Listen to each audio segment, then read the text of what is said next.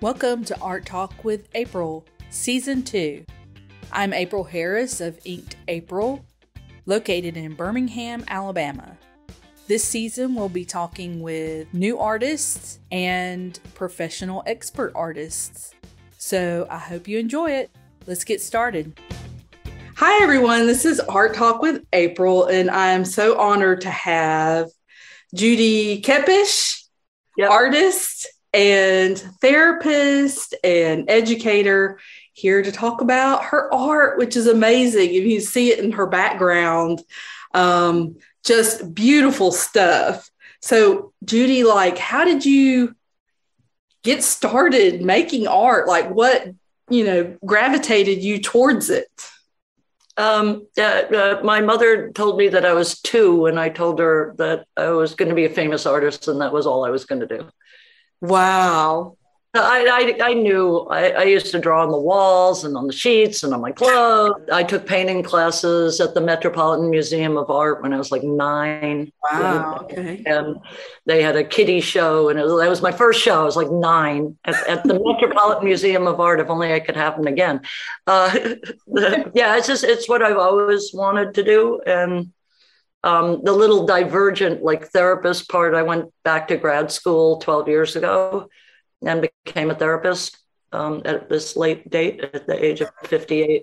And I lied. I should have been born in a different century, because I make everything by hand. I draw with a pen and ink, and I make clay things. And so I'd never, ever used a computer, ever.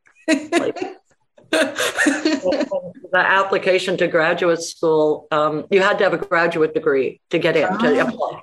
And I did, but it was in ceramic sculpture. So not, everybody else, one was 25 and also were already psychologists. And, and here I am, this, I have a master's degree. It's in art. And I said, are you proficient in? And there was this big list of computer things. And I went, yeah, sure. Yeah. Never touch a computer in my life. Sure. So, and then it was really funny, because the first day of class, the professor turned off all the lights and handed out these little pieces of paper and said, write on it something you've never told anybody, or some lie, something. And I, of course, wrote, I don't know how to use a computer. So there are 35 people in the class. So other people wrote things like, this class, the first 2 years of the master's was addiction specialty. So almost all the people in the class were in recovery, right? So they had been addicts, as had I been. And then the mental health part was the next 2 years. So people wrote things like, when I was an addict, I stole $10,000, when I was an addict. And I wrote, I don't know how to use a computer. I lied. And so he turns on the lights and he's reading the pieces of paper. Nobody knows who said everything till he gets to mine. And the entire class turns and looks at me.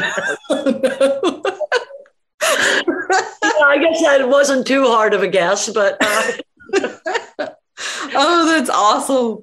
Yeah, it was really funny. And somebody tried to teach me how to draw on a computer, and I did it for 10 minutes and then lost my mind, started screaming at the computer and went, no, I don't want to do this. This is horrible. It looks awful and too many choices, and I don't like it. So yeah, I've been doing art. When I was in high school, I was invited to go to Rhode Island School of Design before I graduated for my first semester.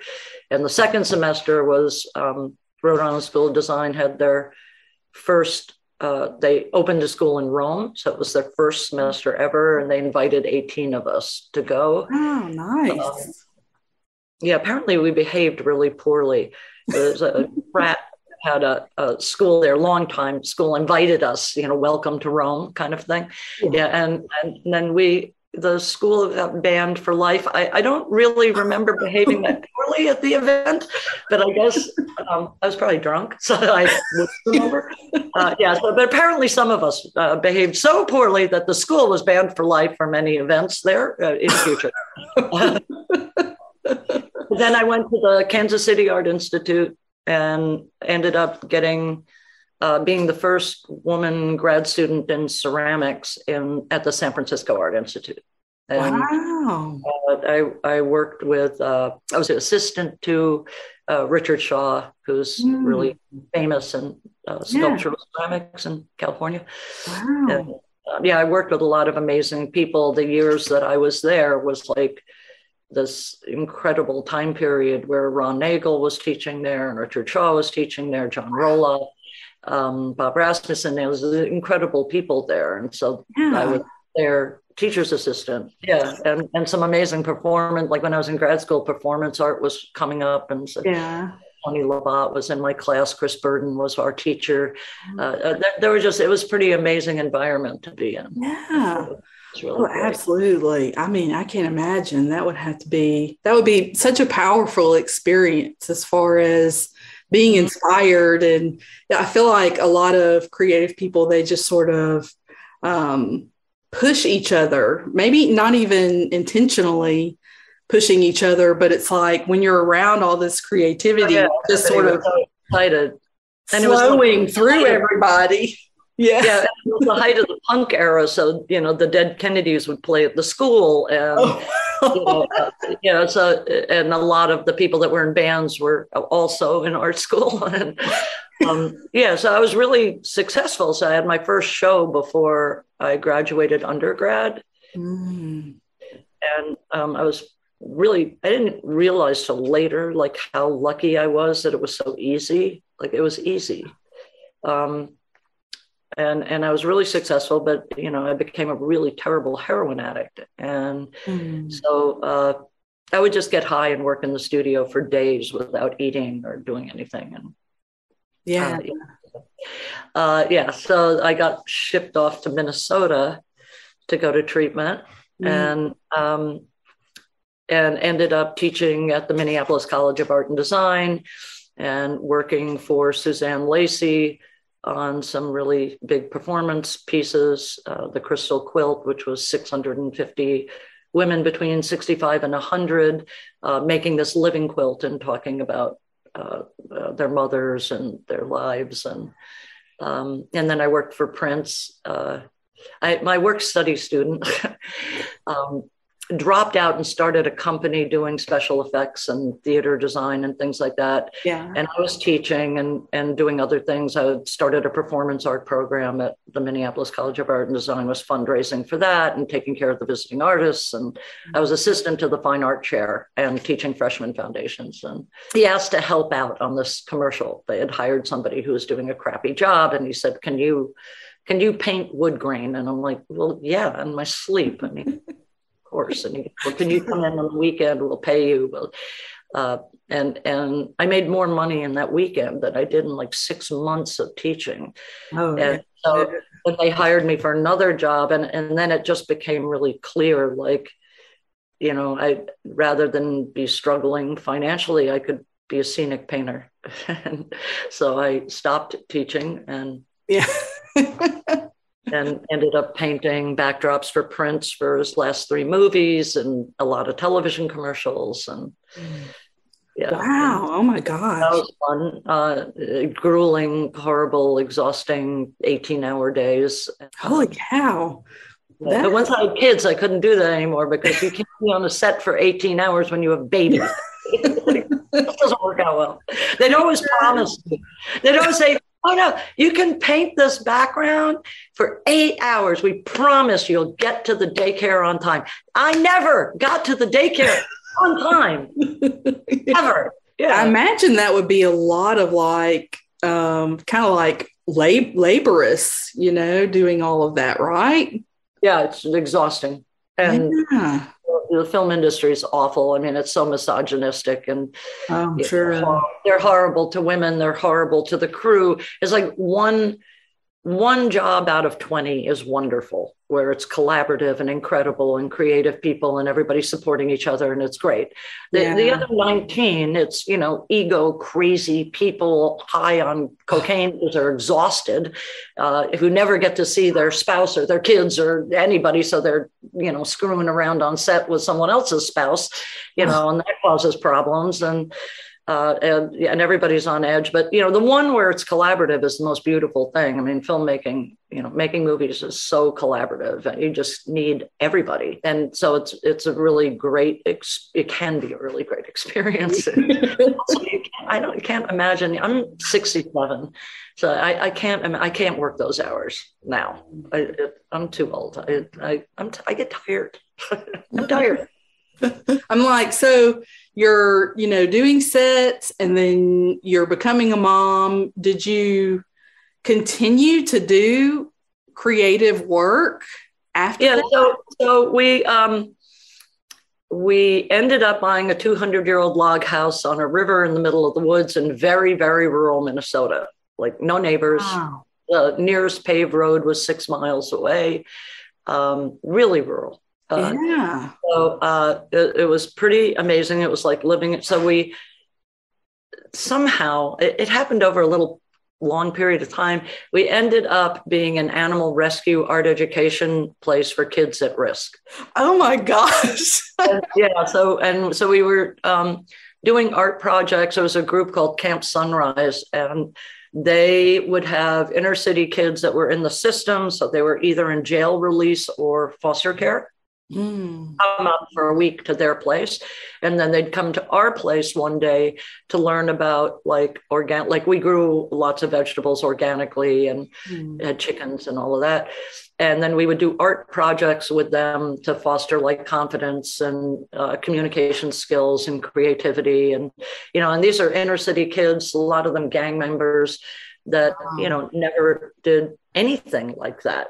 It was very foreign to them. Yeah. And it was really a lot of fun. And so it was a lot of fun. I made some stuff. I didn't make as much, I wasn't like a professional artist during that period, really. I made some stuff. I had a ceramic show at the Lanesboro Art Center, but I wasn't making a lot of stuff because, I was taking care of kids and taking care of animals and growing things and then working with this group. And so we were a sober household. I got sober and my husband got sober and then he relapsed and he went crazy and he left. Oh. So there I was out in the middle of the woods, taking care of 200 animals in my late 50s, and my kids go off to college. And now I'm in the middle of the woods alone.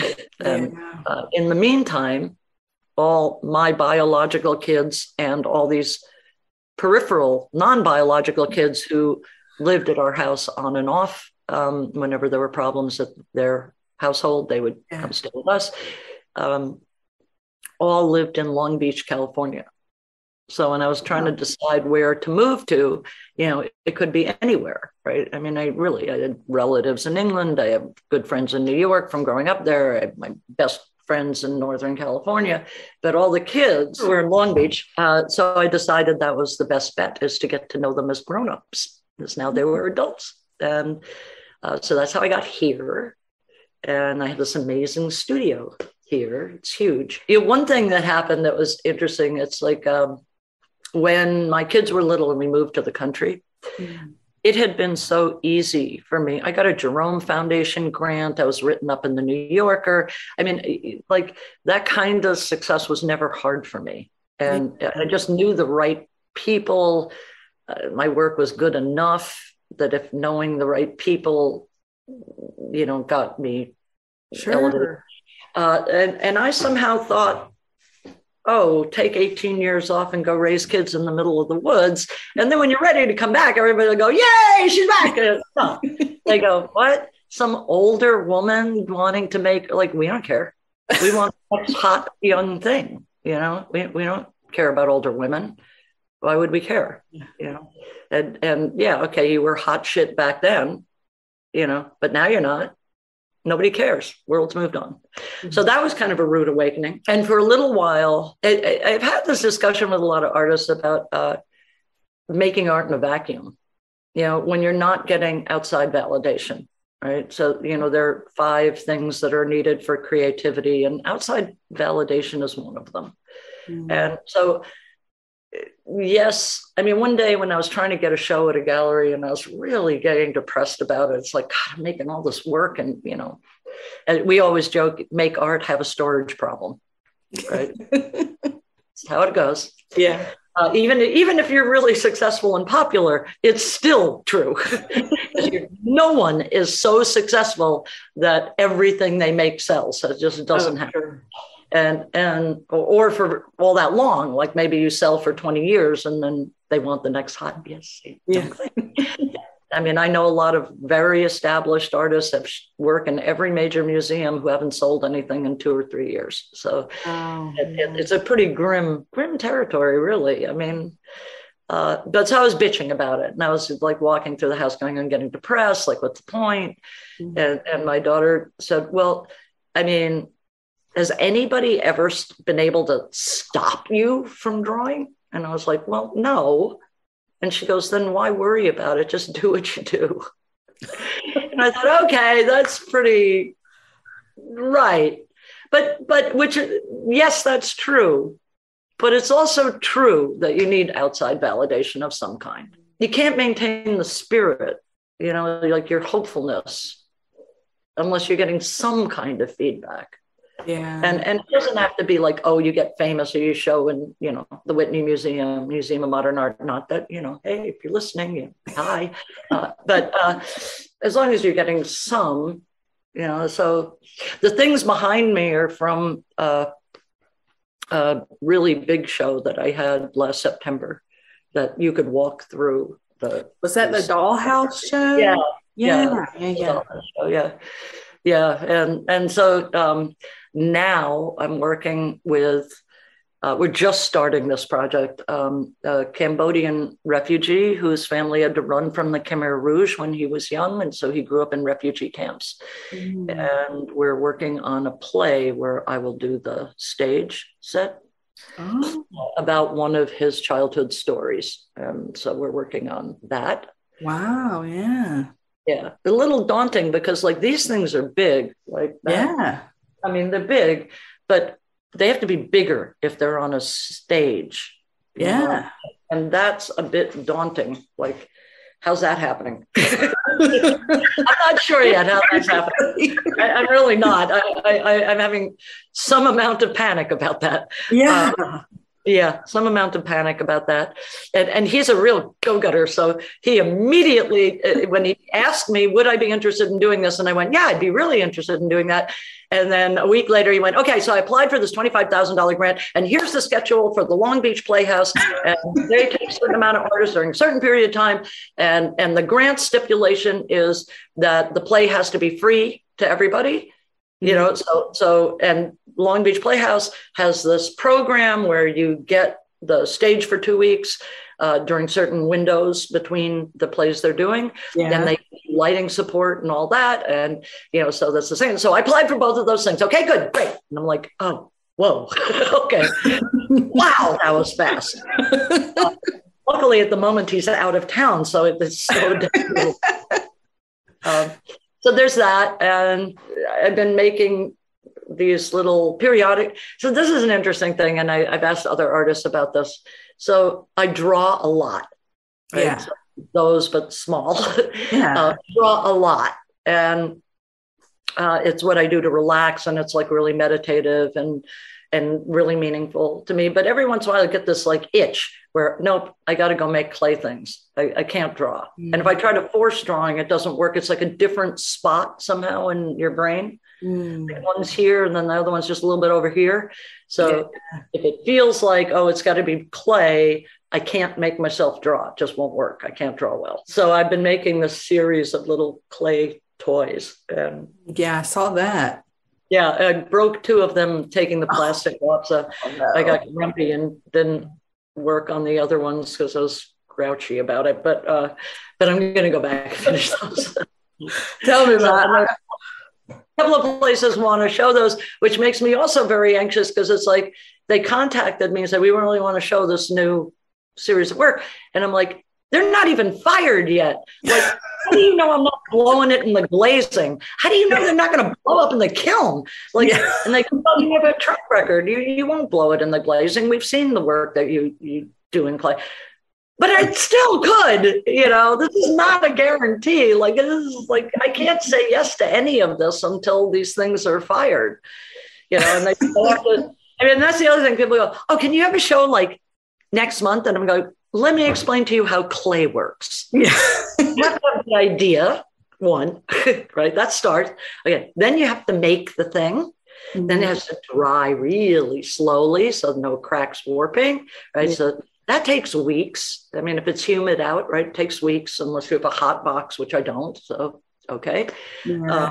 Then you have to make enough of them to fill your kiln, because why would you spend hundreds of dollars firing something unless you had filled the kiln? Right? All right. So now you've done that. Now you have to glaze them all. You have to glaze enough of them to fill the kiln. And you have to hope those glazes come out okay and that nothing cracks in the meantime, which happens. Yeah. Not frequently. Yeah. And then maybe they need to be fired again. So you're talking about a show next month. That's not going to happen. Like even if I could make one piece a day, which sometimes I can, if I'm on a roll, one a day. But oftentimes I'm not that much on a roll. And also I get sort of absent-minded. So I'll be holding something. I'm notorious for breaking all my own work.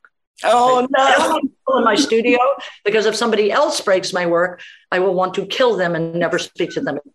When I used to show at the Key Gallery in San Francisco, and my neighbor worked at that gallery, and my neighbor and my best friend, and she would come into my studio and she'd go, put that down right now.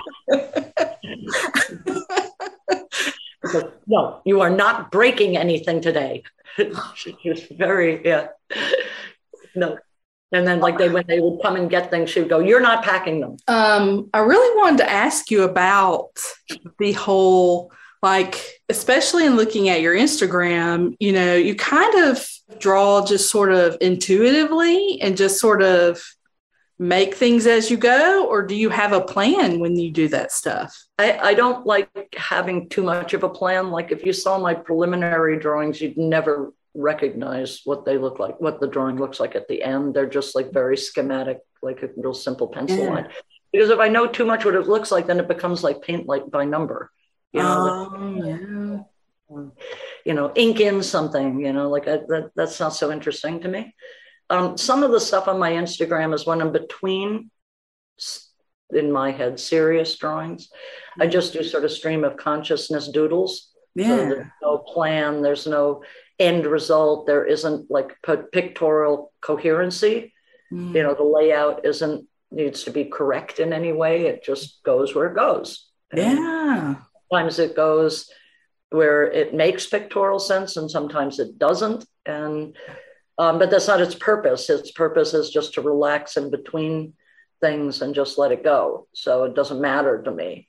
Yeah. And sometimes if they end up being good looking, where most of the page is filled in, then I suddenly get anxious that I'm going to ruin it. Right. But that's the norm. That's not the norm for those. Content is pretty important to me. Like the dollhouse and these things behind me, they were about the experience of being a woman, growing up, the whole dollhouse. They were actually, I don't know if this will work well, but I make everybody nauseous. Here, let me wiggle that around. Are you at all drunk? This will be a problem for you. But yeah, so there it is. Wow. So there were all these rooms, and so they, it was about the experience of being a woman. And one room was based on John Berger's essay, The Male Gaze. One room was about how you decide your gender identity. One was about being molested as a child, how unsafe the world gets. And so on one side of the dollhouse, it's Apollo and Daphne. And so that hideous story of Daphne is Artemis's sworn virgin handmaiden. And she's bathing. Apollo sees her and says, oh, I want to have sex with her. And she's like, I'm a sworn virgin, leave me alone. Yeah. And he chases her through the woods to rape her. And she screams to the gods, help me. So the way they help her is they turn her into a laurel tree. Thanks so much. I don't think I'd be pleased with that outcome, but okay, that. So, and Apollo picks the leaves off the laurel tree and makes a wreath, which is why you always see Apollo with the laurel tree wreath, which we still give out as a sign of victory at the Olympics. So think on that for a minute. Oh, he didn't crazy. First, we got all the leaves off the tree and wear it as a crown of victory, and we still see it that way. Like, no, that's not okay. Like the other reason I made the dollhouse, I didn't actually set out to have it be that way. I found the dollhouse in an alley and it was all pink and fluorescent green and dragged it home. And my daughter's like, why'd you do that? It's going to sit in the backyard for a year and then you're going to throw it away. And it did sit in the backyard for a year. One day I went, I think I'm going to paint it white and start drawing. And I thought it was just going to be pretty. Right? Yeah. But all this stuff just came out. Oh. And all this stuff, like on that one side, there's my two best friends from childhood and playing with dolls. And there was just so much stuff about this. And it got really serious. Mm-hmm. And it got to be what I wanted to talk about. And like I said, content is important to me. Like when people like the doodles that are on my Instagram, I'm always a little bit offended. Yeah. Because it's like, can you not tell the difference between something that's just pretty and something that has content? Yeah.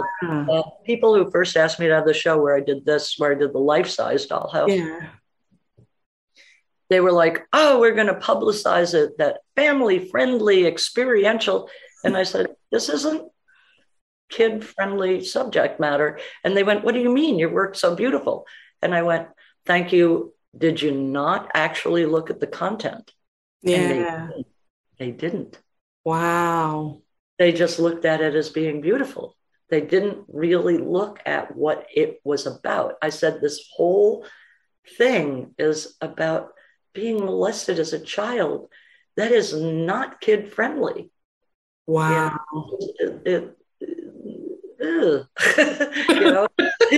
Like, no. No, oh my gosh. Wow. Yeah, man, you have really hit on something that I myself have experienced as well. Like, because I used to draw a lot and would just draw these sort of doodles that just came out of anywhere. You're right. And they didn't have any meaning or purpose. And people would just think they were so great and want to buy them. And I'm like, this is the junk in my sketchbook. This is not right. And it's just it has no meaning behind it. Yeah. Yeah. It's just like when people can't tell, like if I say I didn't draw so well in this corner, couldn't really get into it. And so it's not drawn that well, whereas over here, and they're like, no, it's all drawn great. And I get this sort of sinking. Actually, Marmaduke and I were talking about Instagram followers and 2 years ago. So when he was first, trying to get Instagram, because, he does that for a living, right? He's trying to sell these things. So I'm not trying to sell things. So it's a different kind of a thing. Yeah. So needing more followers, and so he was talking about the followers. And I said, look, I hate to burst your bubble, but go to all the people that are following you and go see what they like, right? Mm. And the insane amount of garbage that they're clicking like on. Yeah. So don't take this stuff too seriously. Just don't. There's a few people who have discerning eyes, vision, are thoughtful in how they look at art. When those people say they like your stuff, set off the fireworks.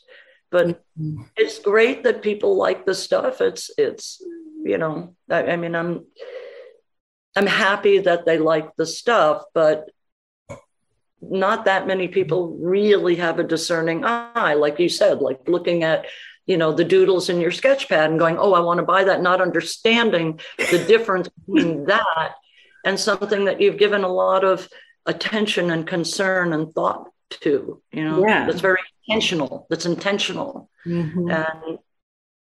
And it's not to say that there aren't stream of consciousness things that are worthwhile. I mean, sometimes there are. Sometimes it comes out and you go, whoa, look at that. That's really cool. That came out great. Okay. Yeah.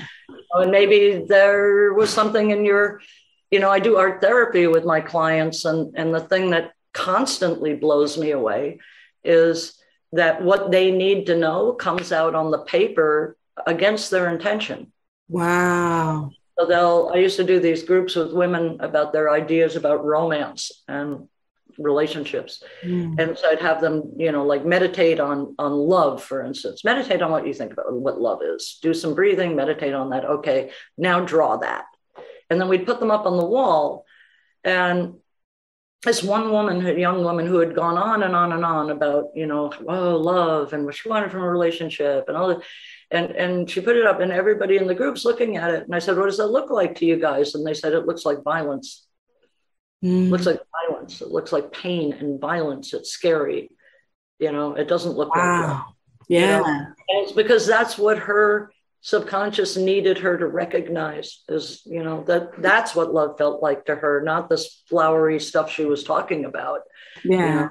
That was just bullshit. This was what it really was to her because there'd been a lot of trauma and it always happens that way. And I've been doing it now for 10 years and it still blows me away that what the person needs to know comes out on the paper. So odd.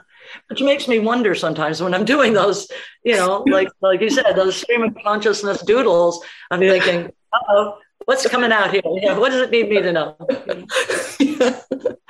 Oh man, that's so interesting because I've often found I'm an artist, but I'm a graphic designer. So I make my money from graphic design, really, but I draw constantly, continuously.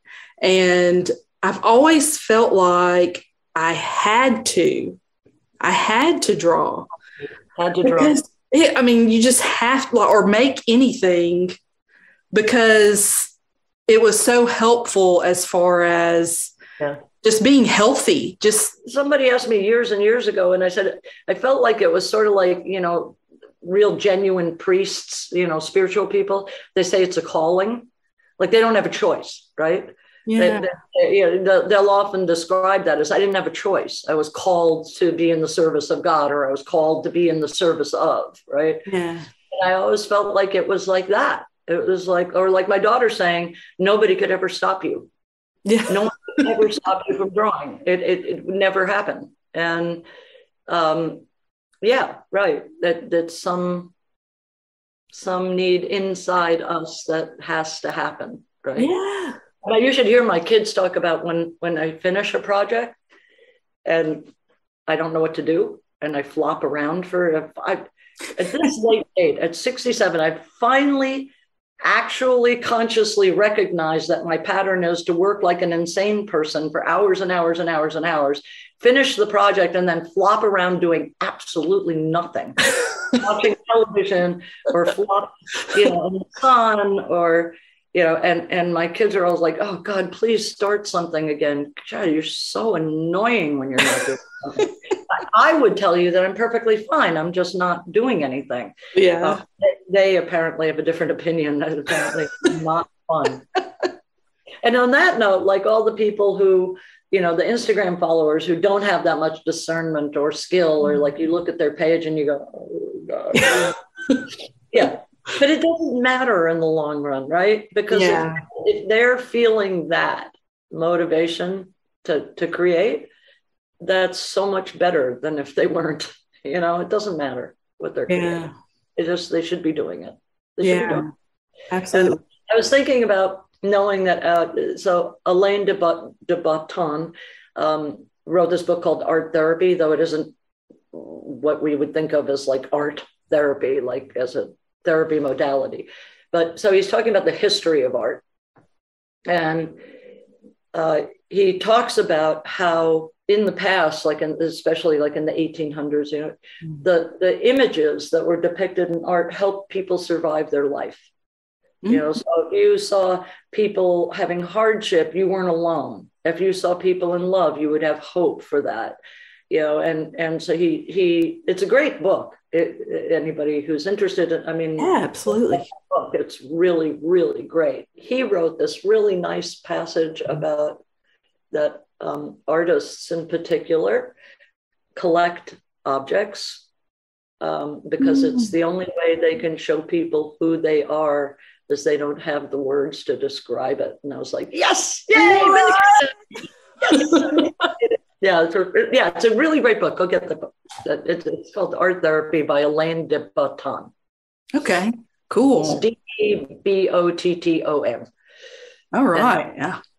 So on that note too, like, do you have any other favorite art books, or where do you like inspiration that you have? Like, do you get your inspiration from anywhere in particular? Like, I know you've been working with Marmaduke on the different automaton stuff. Like, how did you guys get together and do that? I was making some really crappy animations. No. I just really I had this idea to do a puppet show, and so I was like trying to figure out how to do it. And Winston Tong, performance artist, did this amazing performance back in the 80s called Bound Feet, about his grandmother's bound feet, with these marionettes that are 3 feet tall. Yeah. And I had that in my mind that I would make this environment and have these marionettes, but that's like a skill that takes many years to learn. Sure. So I was trying to think of alternatives, and I wanted to see my stuff move. And I was following him on Instagram, and then one day I just thought, that would be kind of cool. Maybe he would make one of my drawings move for me, make like a single figure or something. Yeah. Actually, he does these theaters, so I build a lot of theaters. And he had these little theaters where the doors open and the things move. And so I thought maybe he'd make me a theater. Like, I'd do all the drawing and he makes the theater. Yeah. So I just wrote him. And I said, hey, I follow you. Here's my Instagram. Go look at that. He went, no, I already follow you. And I was like, oh. And I said, well, I want to make a theater. And he goes, oh, God, it's such a pain in the ass. And I'm like, oh, well, make one anyway. Well, thank you so much, Judy. This has been a great conversation. Yeah, it's great. Thank you so much. It's been really wonderful. Thanks. Yeah. Thank you so much for listening to this episode of Art Talk with April. For more information on this episode, join the Facebook group, The Art Lounge. Please subscribe and share. See you next Tuesday. Hope you have a great week.